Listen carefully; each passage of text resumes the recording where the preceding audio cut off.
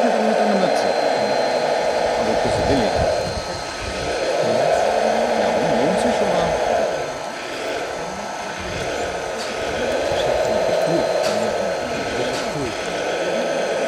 Ja, also mich würde das ist einer der Punkte, die mich am meisten stören an der Anlage.